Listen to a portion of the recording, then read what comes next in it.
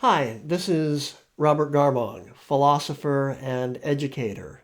Back to you from Dalian, China, with another in my series of comments on the coronavirus. I said in my first video that while I agree that this virus should be taken very, very seriously, I don't think this is the zombie apocalypse. Now, in part, this is based on my own observations as I described in my previous video. In part, it's based on the numbers, which I also talked about in the previous video. Briefly, there are two objective measures of severity of any disease, including this one: how likely you are to get it, how bad it is once you've got it.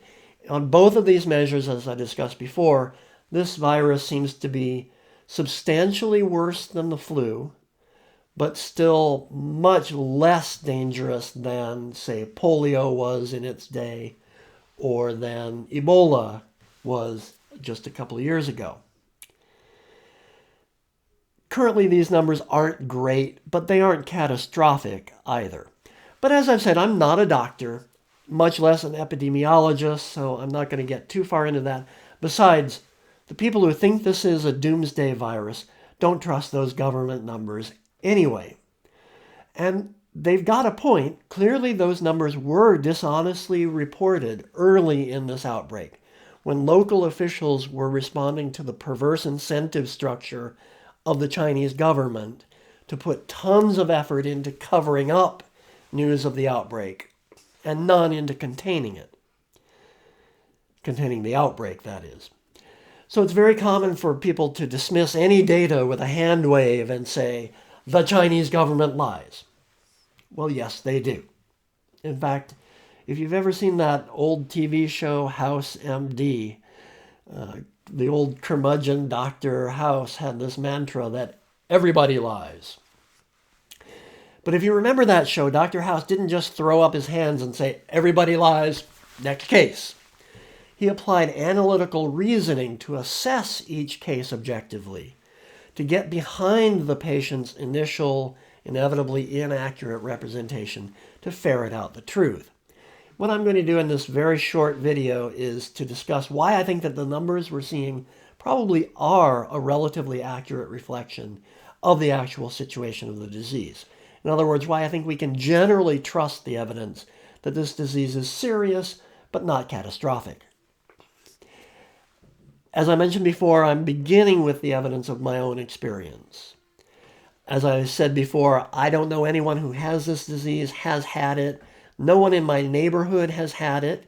And believe me, if somebody did, the Chinese grapevine would have spread that information. These guys are like the Borg. I know a lot of people in high-level positions in major organizations, universities, companies, large factories, in various areas of northeastern China, and none of them has seen a large number of cases. At least in this part of China, which is admittedly far from the epicenter of the disease, the quarantine seems to be working at this point. Furthermore, I'm applying my knowledge of China. It's not enough to say that people lie. You have to look at why people lie. And in this particular case, it has to do with the perverse incentives and short-range thinking which are built into the Chinese government and its authoritarianism. A Chinese official is not rewarded for taking initiative, seeking out new information, and solving problems in a timely or forward-looking fashion. Rewards in this system flow from obedience, functional competence, which is not the same as excellence, and keeping your nose clean.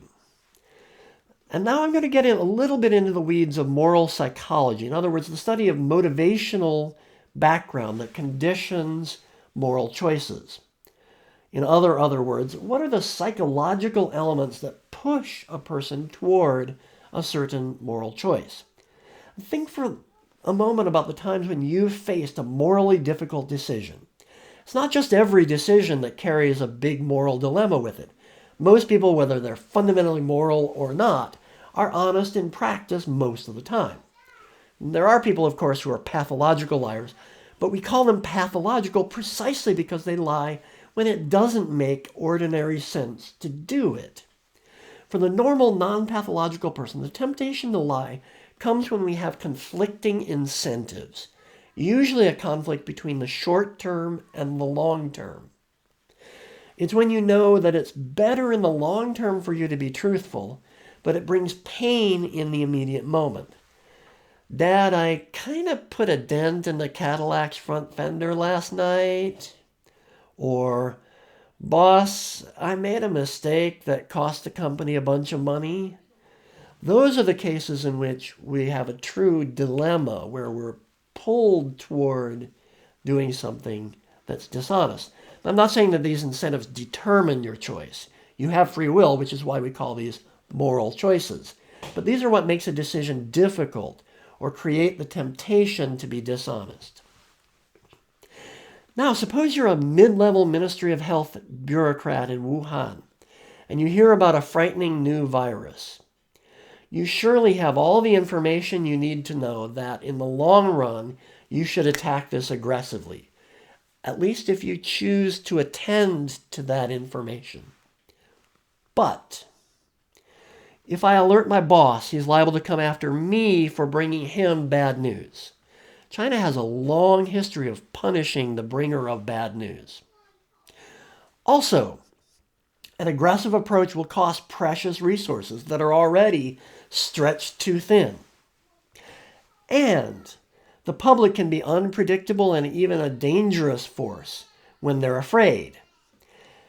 And if I nip this in the bud and thereby prevent a dangerous outbreak, no one will notice. You can't see dead bodies that aren't there, but you can see money that was spent and costs of time, effort, and inconvenience that were imposed. So all the negatives that I caused will be front and center in people's minds, but the positives, a disease outbreak that might have happened, those are abstractions. And there isn't much trust in this society to begin with. So will I even be believed if I alert people to this disease? And after all, and here's the big killer, maybe I'm wrong. In my opinion, self-doubt is the ultimate honesty killer. Of course, in the big picture, you're far better off taking aggressive action and averting disaster.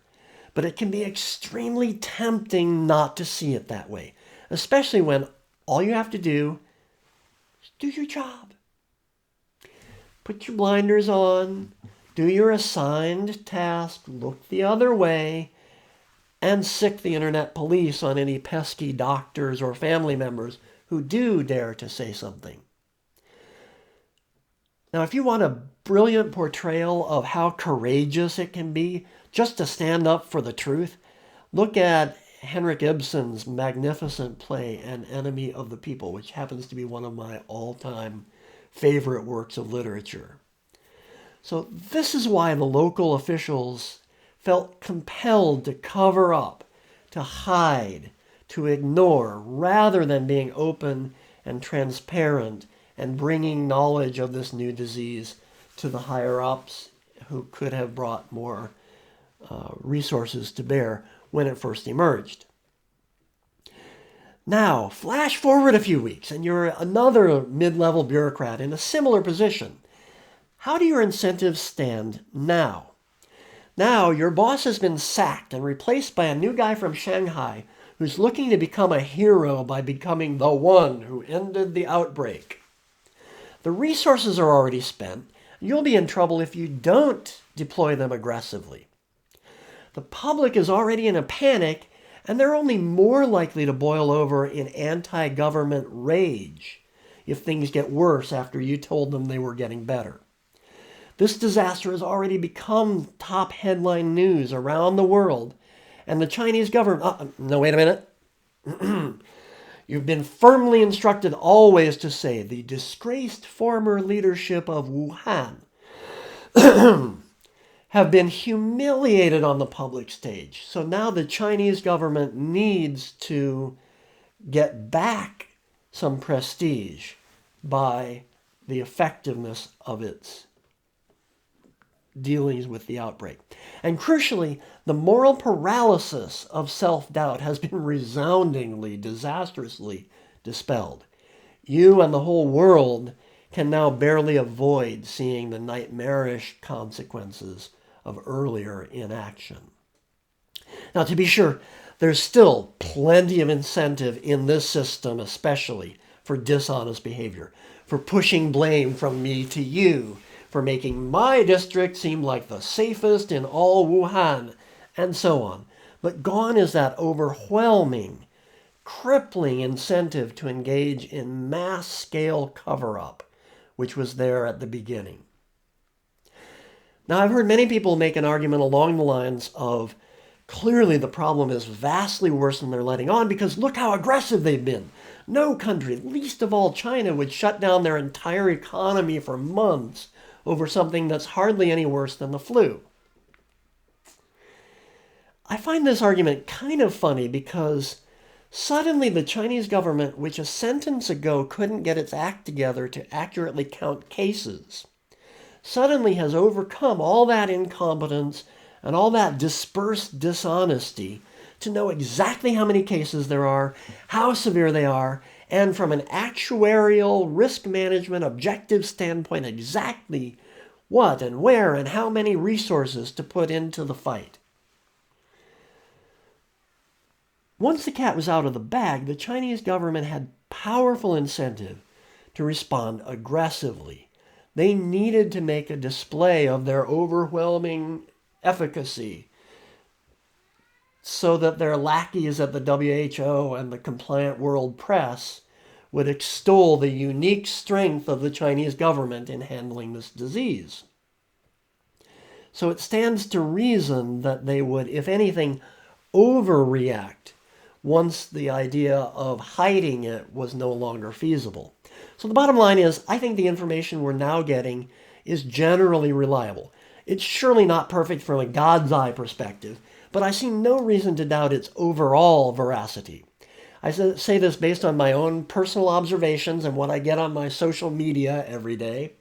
I say it based on my knowledge of moral psychology, and I say it based on what I know of China from living here now more than 11 years. We'll know soon enough. America will be very telling as the virus encounters a country where there's a free press and greater transparency in government reporting and, frankly, a just much better healthcare system. But for now, I'm betting that this is not the zombie apocalypse. So, on that resoundingly optimistic note, thank you for listening. I hope you found this to be thought-provoking, even if you disagree. Please feel free to tell me how blind, stupid, and ignorant I really am down there in the comments. But on the way, hit like and subscribe so you can get riled up by all my commentary.